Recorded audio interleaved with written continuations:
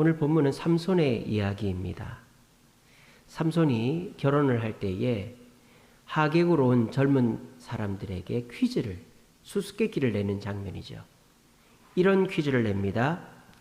먹는 자에게서 먹는 것이 나오고 강한 자에게서 단 것이 나온다. 이것이 뭐냐?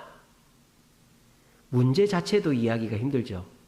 먹는 자에게서 먹는 것이 나오고 강한 자에게서 단 것이 나온다. 도대체 뭘 맞추라는 건지를 모르겠어요. 그러니까 당연히 못 맞추죠. 사흘, 3일이 지나도록 아무도 못 맞췄단 말입니다. 근데 이제 삼손이 낸 이 수수께끼는 삼손이 길을 가다가 사자의 시체를 보고 낸 퀴즈죠. 사자가 죽어 있는데 사자의 그 시체 뱃속에 벌집을 만들어 가지고 꿀을 모으고 있었던 거예요. 그걸 보고는 삼손이 흥미롭게 본 거죠. 아, 참 희한하다. 벌이 어떻게 저 시체 안에 벌집을 만들었을까 하면서 그거를 기억하고 있다가 즐거운 자리에서 퀴즈를 낸 거예요.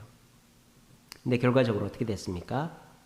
삼손의 아내 되는 여자를 이 친구들이 겁박을 해가지고 삼손한테 물어봐서 이 아내가 친구들한테 가르쳐서 맞추죠. 정답은 사자와 꿀이다. 삼손이 이 친구들이 아내를 통해 알게 된 것을 알고는 또 화가 나가지고 또 난동을 부리고 그렇게 했습니다. 삼손이 지금 퀴즈를 내고 있지만 어떻게 보면 삼손의 인생 자체가 수수께끼와 같은 인생이에요. 삼손이 어떻게 성경에 기록될 수 있는지 우리는 의아합니다. 제가 몇 번 말씀드렸지만 서양 이름에 데이빗, 다윗, 시몬, 야곱, 요한, 존 이런 이름들은 많아도 삼손이라는 이름은 없습니다. 서양 사람 이름 중에 삼손이라는 이름 들어보신 적 있습니까? 아무도 없습니다. 그러니까 삼손이라는 이름은 사람들조차도 그렇게 좋아하지 않고 터부시 여긴다 이 말이에요. 그런데 사사기에서 4장에 걸쳐서 이 기드온과 버금갈 정도로 많은 양으로 기록되어 있는 사사가 삼손이에요. 그렇다면 이 삼손이 사람들로부터 존경받지 못하고 인정받지 못하지만 하나님이 이렇게나 많은 분량으로 기록해 놓은 이유가 있을 거 아니겠습니까? 그런데 삼손의 인생을 보면 수수께끼 투성이입니다. 첫 번째로 삼손을 잉태한 어머니는 불임이었습니다. 불임. 그 13장에 보시면 13장 3절에 여호와의 사자가 그 여인에게 나타나서 그에게 이르되 보라 네가 본래 임신하지 못함으로 출산하지 못하였으나. 그러니까 삼손의 어머니가 임신한 것 자체가 미스테리, 수수께끼였다는 거죠. 두 번째 수수께끼는 이 삼손은 나실인으로 태어났다는 것입니다. 18절에 보세요. 포도나무의 소산을 먹지 말고 독주를 마시지 말고 부정한 것을 만지지 말고 명령한 것을 다 지켜라 그랬습니다. 그래서 이 삼손은 나실인으로 태어났어요. 나실인은 3가지를 지켜야 되죠. 첫째는 술을 먹으면 안 되고, 두 번째는 시체를 만지면 안 되고, 세 번째는 머리카락을 깎으면 안 돼요. 자, 여러분 보세요. 이 3가지 약속 중에서 3개를 다 지켜야 나실인입니까? 2개만 지켜도 나실인입니까? 3개를 다 지켜야죠. 우리가 누군가와 약속을 했는데 그 약속 중에서 3개 중에서 2개만 지켰다고 약속을 다 지켰다고 말하지 않죠. 하나를 깨도 그 약속은 깨진 거죠. 그런데 하나님은 어떻게 하십니까? 삼손이 술을 먹었습니다. 약속 하나가 깨졌어요. 근데 힘이 없어지지 않습니다. 삼손이 사람을 죽이고 사자를 죽이고 시체를 만졌습니다. 부정한 것을 만졌습니다. 힘이 없어지지 않았습니다. 이미 약속은 깨졌는데 힘은 여전히 있단 말이에요. 이게 미스테리죠. 약속을 어겼는데 어떻게 하나님은 힘을 걷어가지 않으셨단 말인가. 이게 두 번째 미스테리고, 세 번째 미스테리는 이 삼손은 실패한 인생이었다는 거죠. 여자를 밝히다가 결국 마지막 비밀, 머리카락의 비밀까지도 들릴라에게 얘기해버려서 머리가 홀딱 깎이고 눈이 뽑혀서 맷돌을 돌리는 인생이었어요. 근데 그 끝이 어떻게 된다고요? 살아생전에 블레셋 사람을 죽인 숫자보다 죽을 때 죽인 숫자가 더 많다 그랬어요. 어떻게 이렇게 될 수가 있죠? 자 보세요. 세 가지 약속을 다 어겼습니다. 눈이 뽑혔습니다. 이제는 힘이 하나도 없습니다. 그런데 어떻게 삼손이 그 지금까지 죽였던 사람보다 더 많은 사람을 죽이고 끝이 좋은 인생이 될 수 있었을까요? 이것이 삼손의 수수께끼, 미스테리다라는 것입니다. 저는요, 이 삼손을 보면서 누가 떠올랐어요? 누가 떠올랐느냐? 바로 제가 떠올랐고 여기 앉아 계신 저와 여러분들이 떠올랐습니다.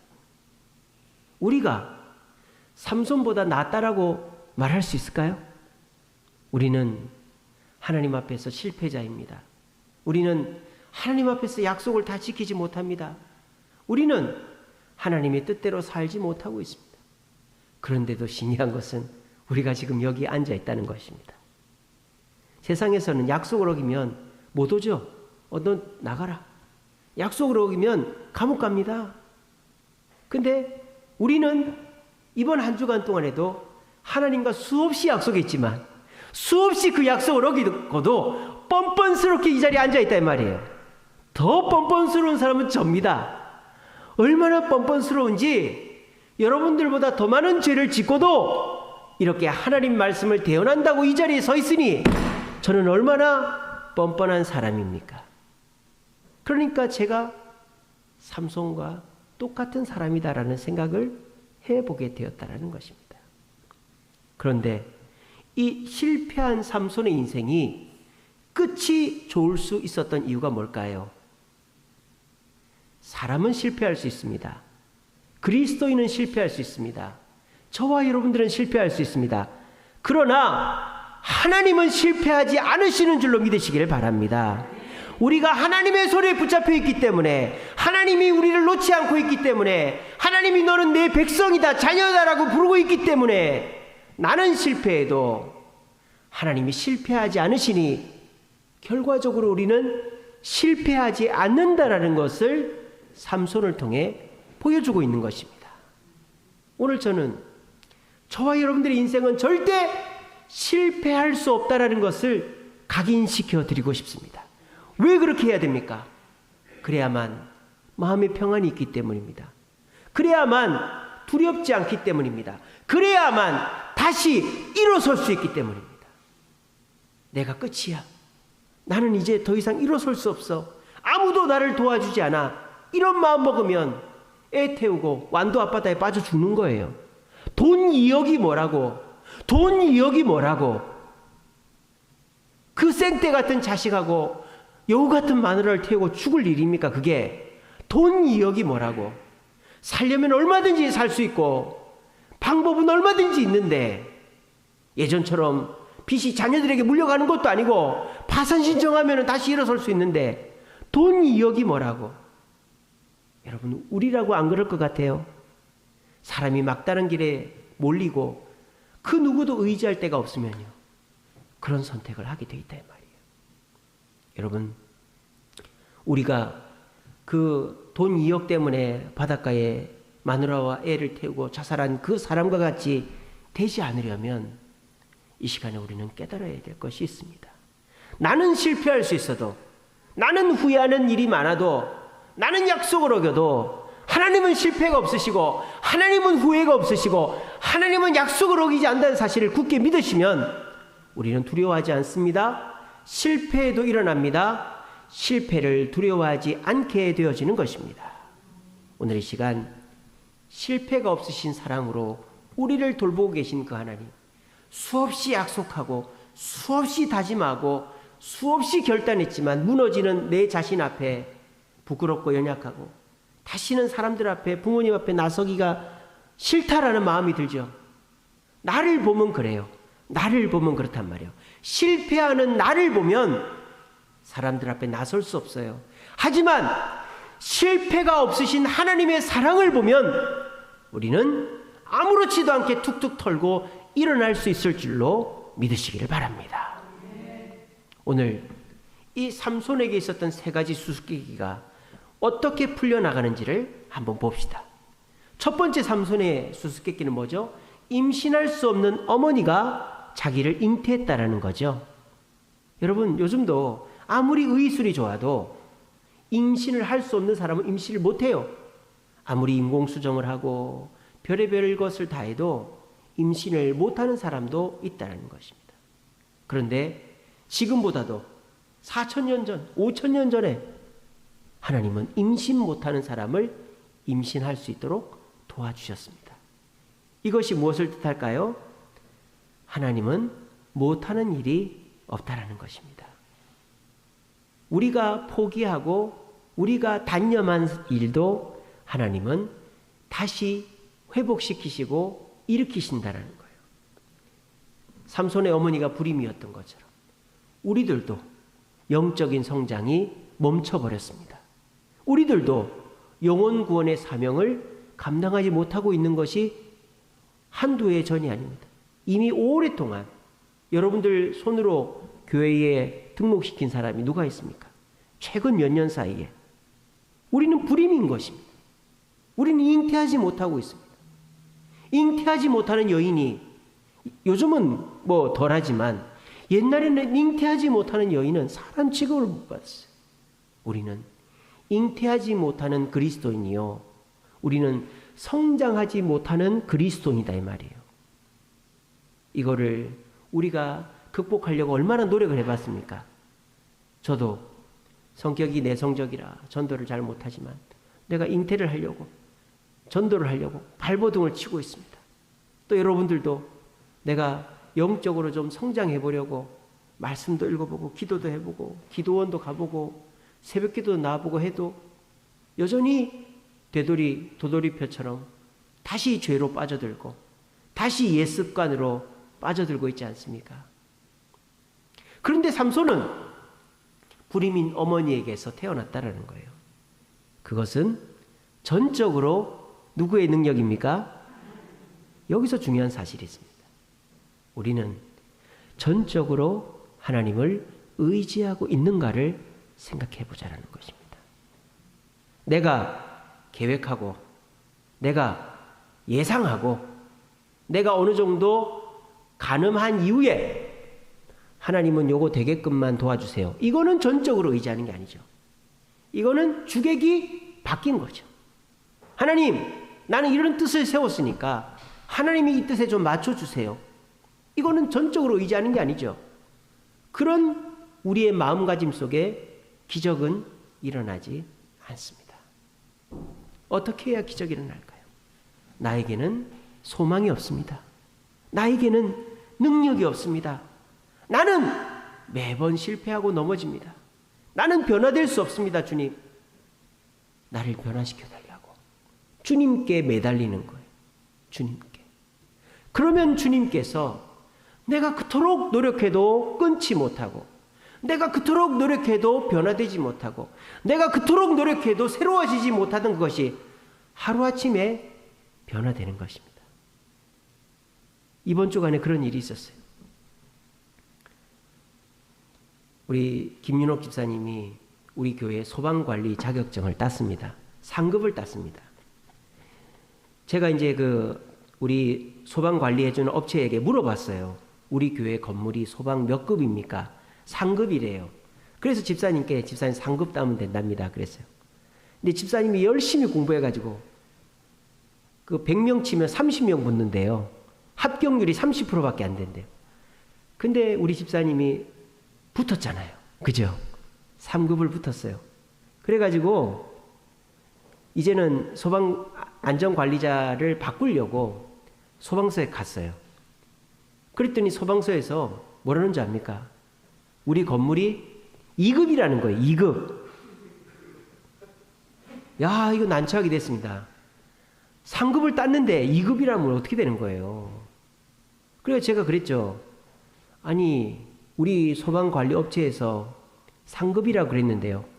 근데 그 직원은 뒤도 안 돌아보고 무조건 2급이래, 2급. 그 집사님이나 저랑 순진하게 생겼잖아요. 그죠? 순진해가지고, 예, 알겠습니다. 뭐 따지지도 못하고 와가지고, 우리 집사님 저한테 원망도 안 하고, 목사님 때문에 2급을 따야 되는데 3급을 땄지 않습니까? 막 이러고 막. 그러면 제가 얼마나 무한하겠습니까? 근데 집사님이, 목사님 괜찮습니다. 제가 또 따면 됩니다. 한번 공부했으니까 2급이나 3급이나 비슷합니다. 그렇게 제 마음을 또 편안하게 해주시더라고요. 제가 너무 미안했어요, 사실.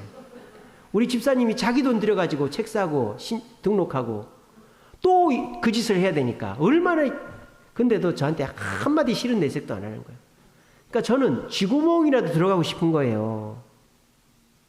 그리고 이제 제가 지금 소방관리사로 이게 딱 이렇게 등록이 돼 있는데, 제가 이제 소방관리 교육을 또 3일을 받아야 되는 거예요.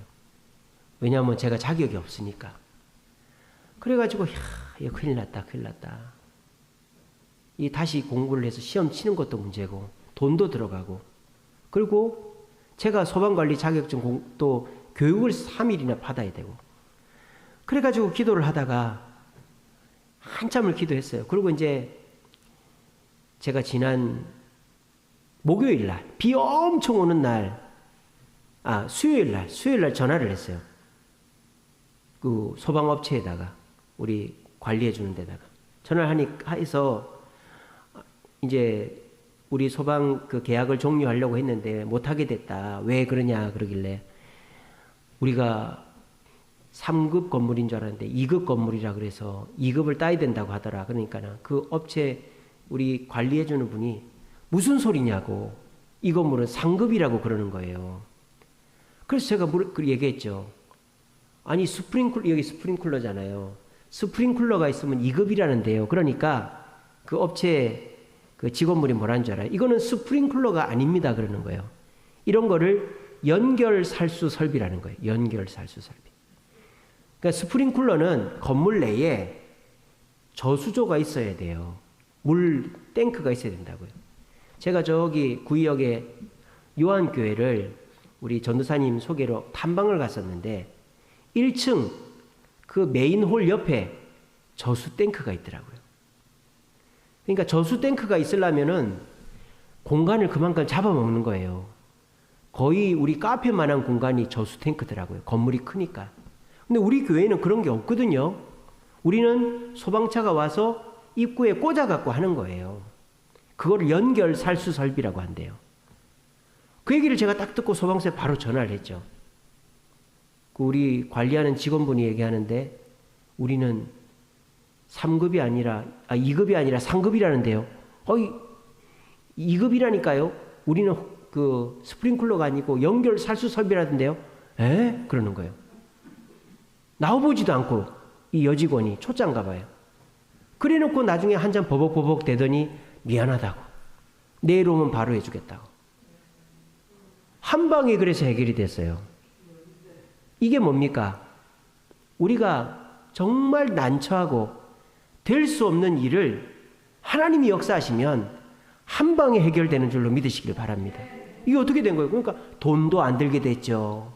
다시 자격증 안 따도 되죠. 저는 소방교육 안 받아도 되죠. 한 방에 다 해결이 된 거예요.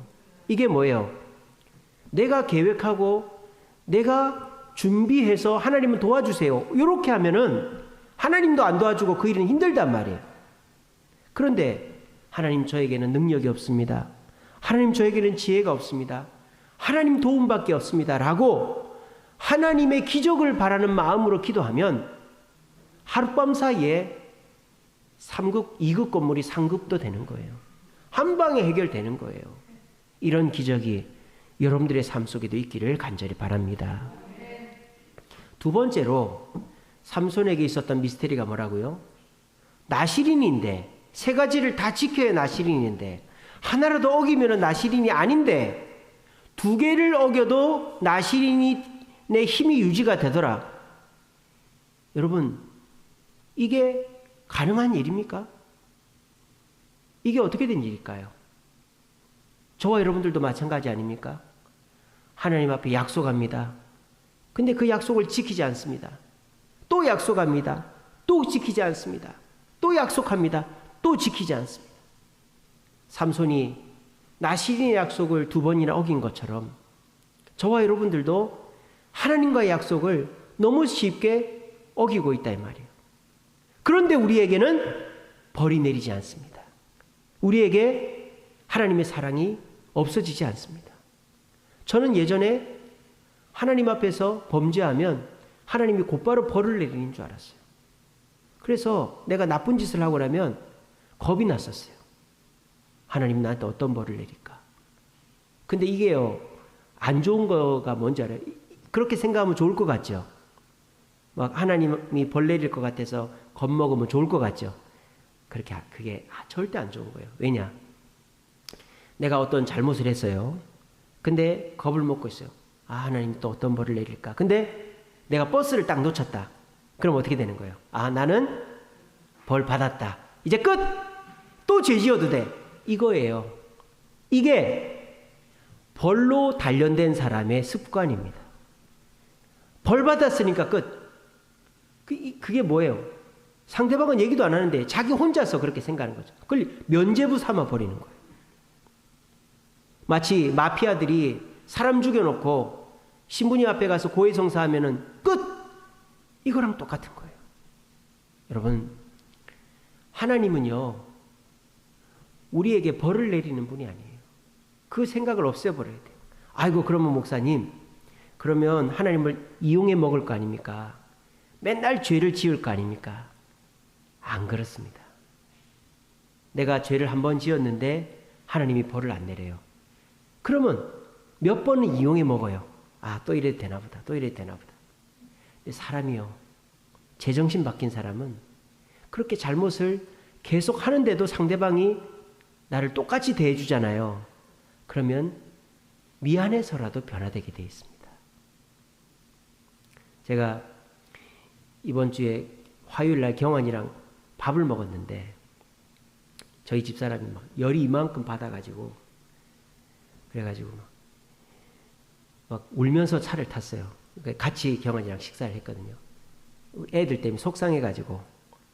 근데 이제 집사람이 경환이가 차를 타자마자 경환이한테 상담을 하는 거예요. 재밌죠, 그죠? 우리 신종남 권사님, 우리 집사람이 경환이한테 상담받았습니다. 뭐라 그랬냐면, 경환아, 내가 미치고 완장하겠다.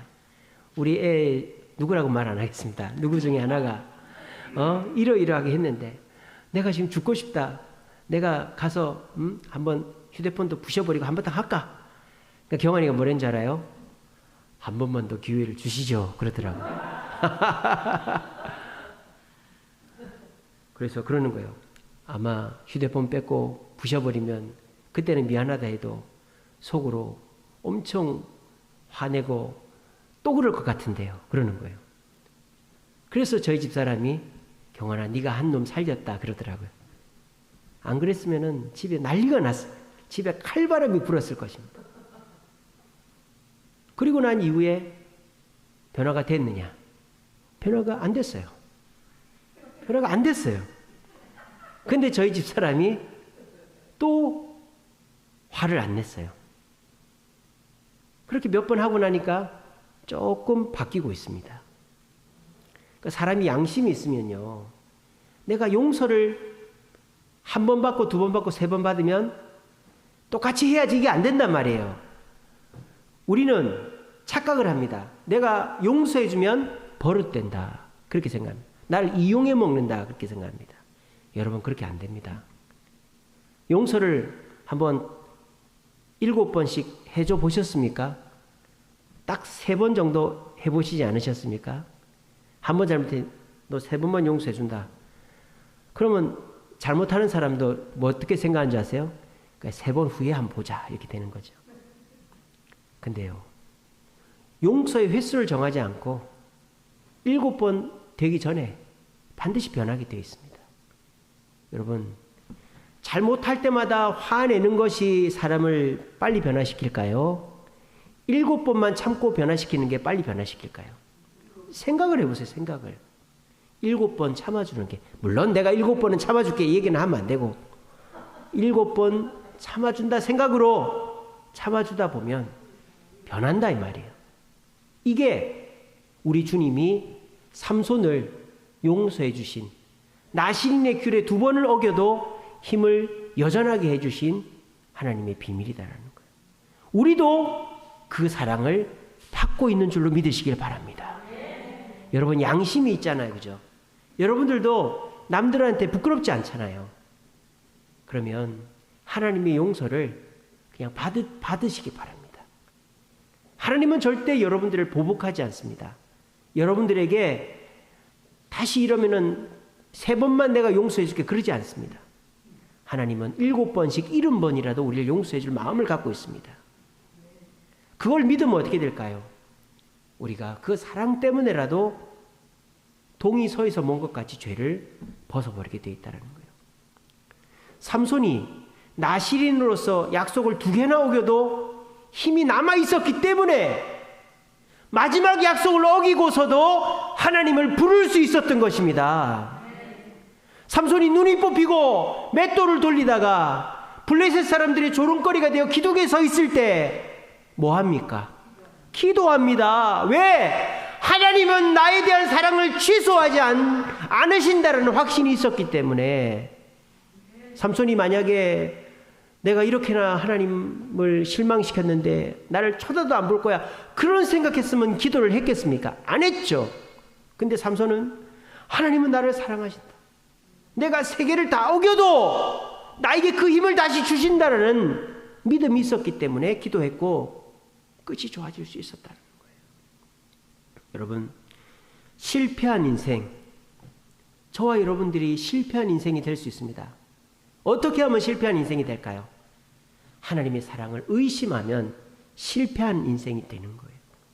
근데 삼손처럼요, 끝까지 내가 다 털어먹어도, 약속을 다 어겨도 하나님은 나를 사랑하시는 것을 취소하지 않으신다라는 그 마음만 있으면 우리는 결코 실패할 수 없다는 사실을 이 시간 굳게 믿으시기를 바랍니다. 하나님은, 우리는 실패할 수 있어요. 하지만 하나님은 절대 실패하지 않으시는 분입니다.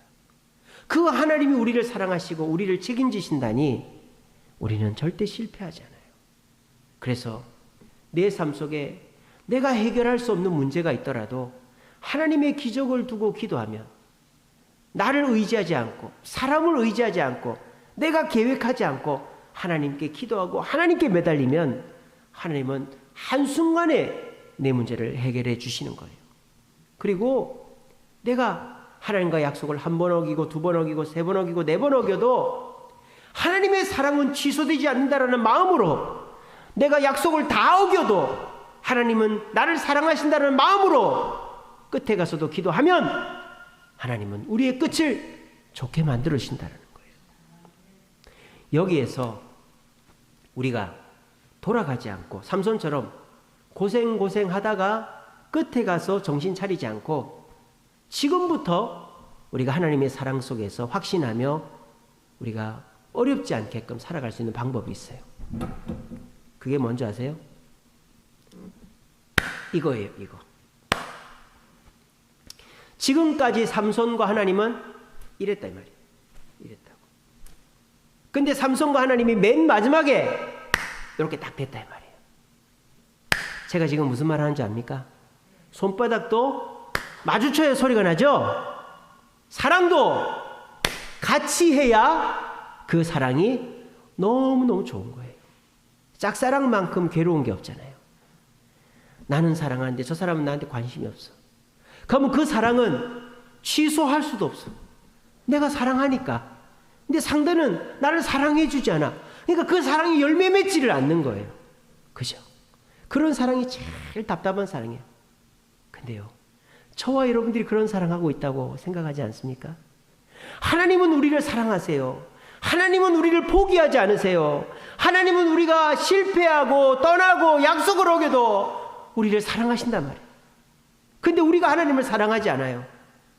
그냥 일주일에 한 번씩 교회 나와서 하나님 감사합니다, 예배드리고 가고, 하나님한테 무관심하고 필요할 때 가끔 찾고, 경상도 남자들이 집에 와가지고 밥 먹자, 아는, 자자, 이런 것처럼 하나님한테 너무 무뚝뚝한 우리의 모습들을 볼 때 하나님과 우리의 사랑이 마주치지를 않으니까 열매가 맺히질 않는, 소리가 안 나는 거예요. 그런데 삼손이 맨 마지막에 가가지고 죽기 직전에 하나님 앞에, 여러분 생각을 해보세요.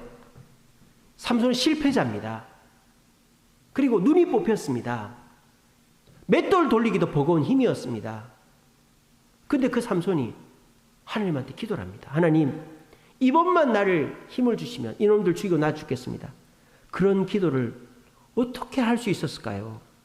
삼손도 이제는 손바닥을 하나님께 갖다 댄 것입니다. 하나님을 사랑하게 된 것입니다. 하나님을 믿게 된 것입니다. 하나님을 의지하게 된 것입니다. 지금까지 삼손에게 하나님은 두 번째였어요. 세컨드였어요. 삼손에게 퍼스트는 자기 힘이었죠. 자기 능력이었어요. 여러분들도 그렇지 않습니까?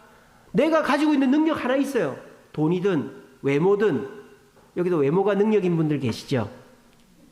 예, 없습니까? 나는 외모가 능력이야. 돈이든 외모든 뭐 실력이든.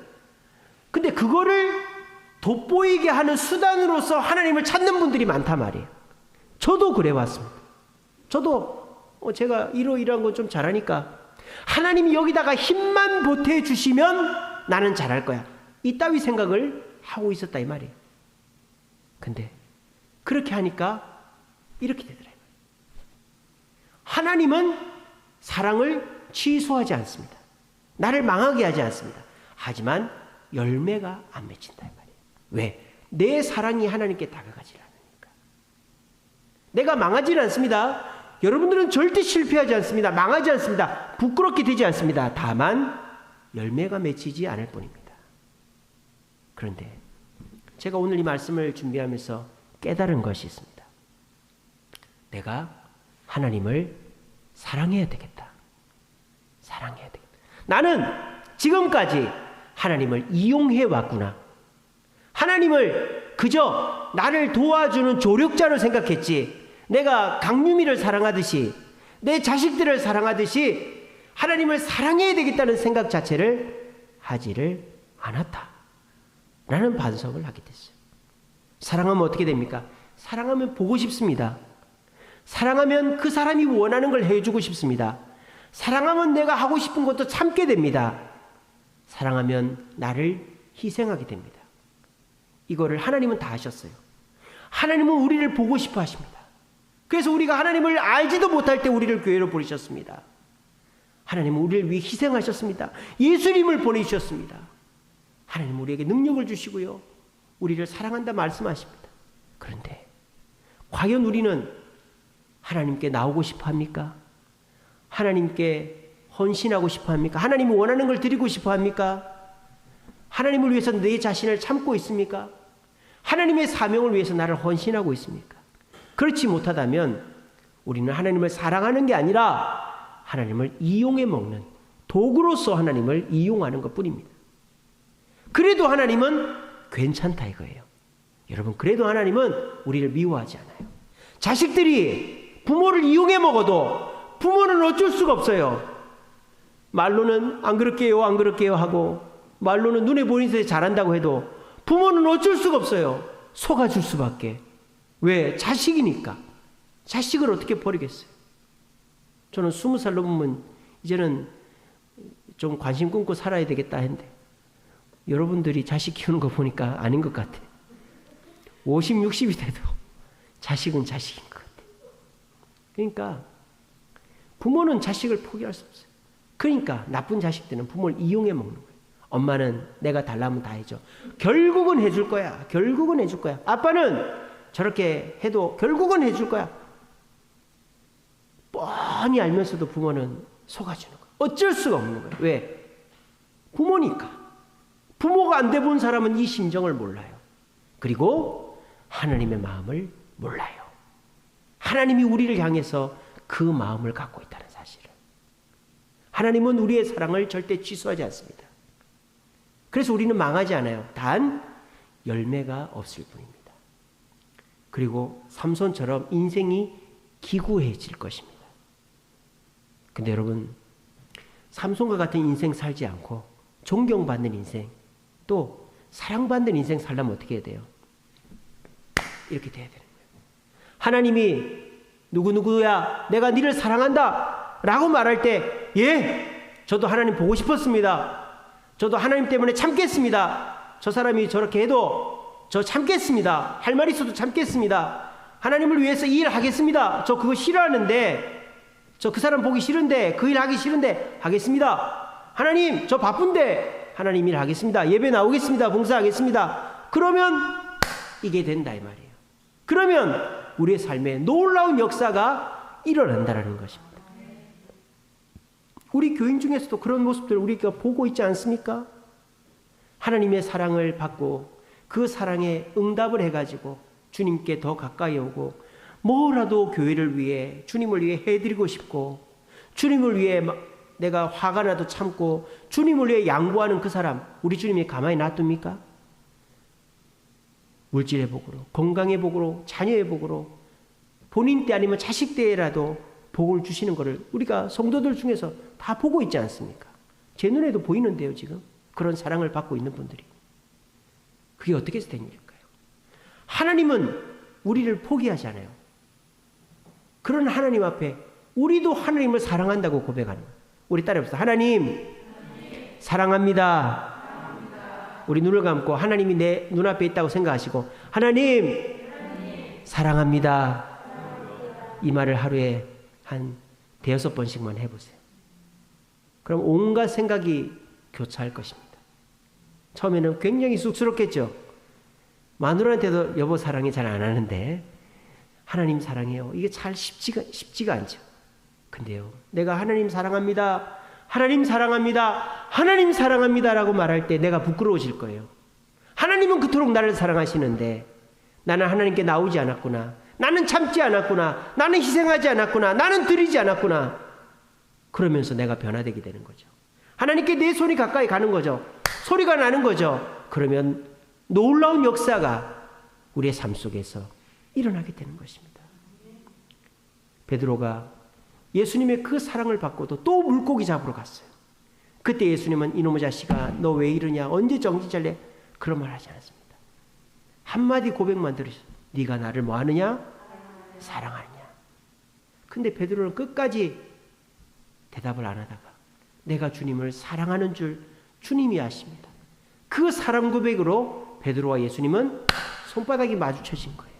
그래서 베드로는 겁쟁이에서, 칼을 쓰는 사람에서 용기 있는 자로, 잡아 죽인다 그래도 너희 말 듣는 것과 주님 말 듣는 것 어떤 게 옳은지 판단하라고 담대하게 말을 전하고 십자가에 거꾸로 달려 죽을 정도로 변화된 사람이 된 것입니다. 오늘 이 시간이 여러분들에게 그 시간이 되기를 바랍니다. 주님께 사랑을 고백하는 그 시간. 이제는 주님을 이용하려고 하지 마시고 주님을 사랑한다고 고백하시는 저와 여러분이 되면 주님의 그 끝없는 사랑, 실패 없는 사랑이 우리의 사랑과 마주치면 놀라운 역사가 일어나는 거예요. 손바닥을 이렇게 안 치더라도 이렇게만 쳐도 소리가 납니다. 이렇게만 쳐도. 여러분들이 주님의 손을 피하지만 않아도 소리는 나게 돼 있어요. 이제 피하지 마세요. 주님 사랑합니다.